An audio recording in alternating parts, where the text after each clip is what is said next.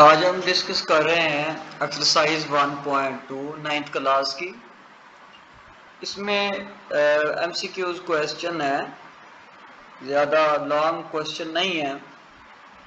और MCQs questions को हम उनके नंबर हासिल करने के लिए इसको डिस्कस कर रहे हैं।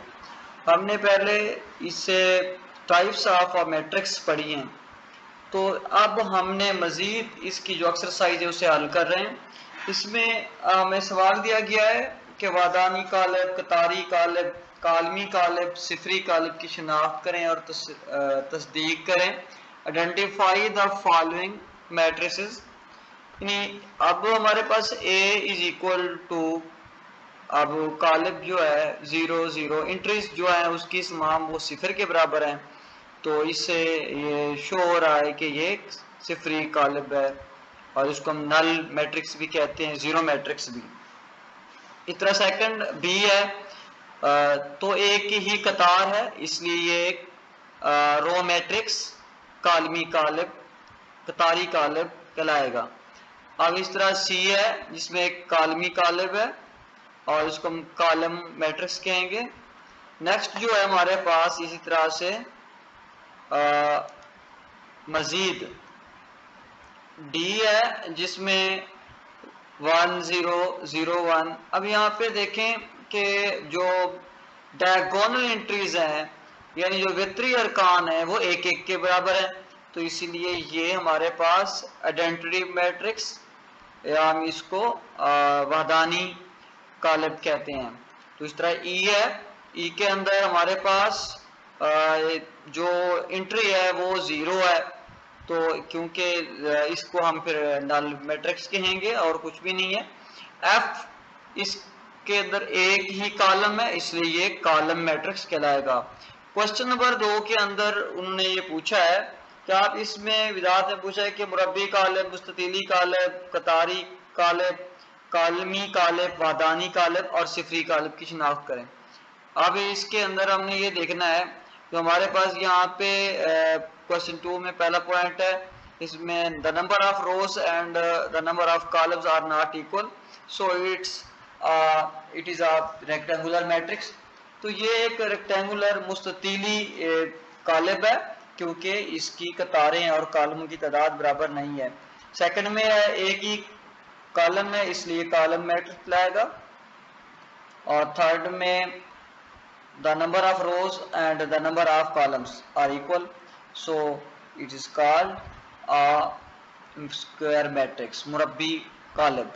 और इसी तरह हमारे पास आगे है 3 में, अगर 1 0 और 0 1, तो इसमें जो है ना दोनों जो डायगोनल एंट्रीज हैं वो 1 1 है, सो इसलिए ये एक आइडेंटिटी मैट्रिक्स कहलाएगा।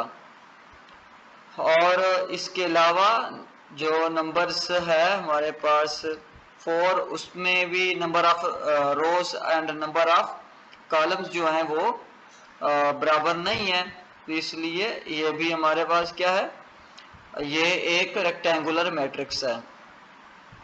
और नेक्स्ट है जो कि हमारे पास अपना 5 में एक ही कतार है, तो इसलिए ये एक कतारी कालब या रो मैट्रिक्स इंग्लिश में इसे हम कहेंगे। 6 में भी एक ही हमारे पास यहाँ पे कतार है, तो ये भी एक कालमी कालब कॉलम मैट्रिक्स कहलाएगा। 7 पॉइंट में हमारे पास द नंबर ऑफ रोज और the number of columns equal है, तो इसलिए हम इसे स्क्वायर मैट्रिक्स मुरब्बी कालब कहेंगे। और इसके अलावा हमारे पास 8वें पॉइंट पे क्या है, 8वें पॉइंट पे तमाम जो एंट्रीज हैं, जो अरकान हैं वो 0 हैं, तो इसलिए ये एक नल मैट्रिक्स कहलाएगा या सिफरी कालब कहलाएगा। इसी तरह जो हमारे पास क्वेश्चन 3 के अंदर कहा गया आइडेंटिफाई करें आप वेथरी, स्केलर और वादानी कालब जो हैं उनको आइडेंटिफाई करें। और इसके अंदर अब हमारे पास पॉइंट 1 जो है उसमें आप देख रहे हैं जो डायगोनल एंट्रीज है वो 4 4 है, तो इसलिए सेम है, सेम होने की वजह से। और साथ ये है, इसमें एक चीज ये है कि ये एक इसके लिए मुरब्बी कालब होना भी लाजमी है, यानी स्क्वायर मैट्रिक होना भी लाजमी है। तो ये स्क्वायर मैट्रिक्स भी है, और इसके जो दो जो हमारे पास वित्री अरकान है वो दोनों ही सेम है, तो ये एक स्केलर मैट्रिक्स है। इस तरह नेक्स्ट टू पॉइंट में बी में, इसमें हमारे पास दो अरकान जो वितर के हैं वो नॉन जीरो हैं, तो इसी तरह ये एंट्री जब नॉन जीरो है यानी गैर सिफर हैं, और तो ये वित्री कालब कहलाएगा, डायगोनल मैट्रिक्स कहलाएगा। सी पॉइंट में हम देख रहे हैं कि यहाँ पे जो हमारे पास एक डायगोनल एंट्रीज है वो 1 1 है, तो इसलिए ये एक यूनिट मैट्रिक्स या आइडेंटिटी मैट्रिक्स कहलाएगा। नेक्स्ट में हमारे पास डी में सिर्फ एक जो रुकन है वो नॉन जीरो है डायगोनल में, तो ये डायगोनल जो मैट्रिक्स कहलाएगा। यानी कि इसमें पांचवें में भी इस तरह हम 5 में से अगर 3 को निकालेंगे तो ये 2 बनेगा, 1 + 1 भी 2 बनेगा। डायगोनल एंट्री जो है वो सेम है, तो ये स्केलर मैट्रिक्स। हम पहले विजाज से पढ़ चुके हैं कि वित्री जो या डायगोनल मैट्रिक्स है वो ये है कि उसके वितर के अरकान में अगर कोई एक भी नॉन जीरो डिजिट मौजूद होगा तो वो यहाँ पे हमारे पास एक वित्री कालब या डायगोनल मैट्रिक्स कहलाएगा। और अगर वित्री अरकान सेम है, एक जैसे हैं वित्री अरकान या डायगोनल एंट्रीज जो है, तो तब वो वहां पे स्केलर कालब जो है कहलाएगा। और अगर वो जो वित्री अरकान है डायगोनल एंट्रीज हैं वो 1 1 है, यानी 1 की इक्वल है, और बाकी जो एंट्रीज है वो 0 है, तो इस सूरत में वो वहदानी कालब यूनिट मैट्रिक्स कहलाएगा। तो क्वेश्चन नंबर 4 के अंदर नेगेटिव मालूम करना है मैट्रिक्स का, तो नेगेटिव मालूम करने के लिए हम क्या करेंगे, हमने मल्टीप्लाई कर देना नेगेटिव को, यानी कि क्योंकि किसी भी इक्वेशन की ऊपर जब हम ऑपरेशन करते हैं तो दोनों साइडों से मल्टीप्लाई करते हैं, इसलिए -1 को हमने दोनों साइड पर यानी माइनस को हमने मल्टीप्लाई किया, -a, और इस तरह माइनस। अब एंट्रीज के साथ जब ये हम मल्टीप्लाई करेंगे, माइनस वाली एंट्रीज है वो प्लस बन जाएगी और प्लस वाली माइनस बन जाएगी। इसी तरह यहाँ पे भी हुआ है 1 0, -1 जो था वो -1 0 और 1 बन गया।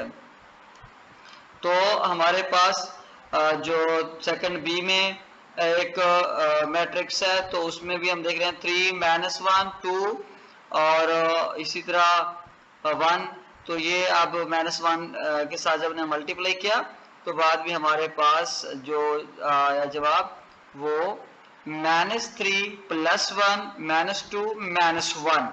इस तरह सी पॉइंट में हमारे पास है 2 6 3 2, जब हमने इसको भी माइनस में मनफी कॉलम हासिल करने की खातिर माइनस के साथ मल्टीप्लाई किया, तो क्योंकि तमाम पॉजिटिव हैं पहले और इस तरह तमाम एंट्रीज जो हैं वो दोबारा नेगेटिव बन चुकी हैं। डी पॉइंट में -3 और -4 जो है वो प्लस में बन चुका है, और हाँ याद रखना प्लस को लिखने की भी जरूरत नहीं होती, यहाँ समझाने की खातिर लिखा गया है, और जो प्लस की एंट्रीज हैं वो माइनस बन चुकी हैं।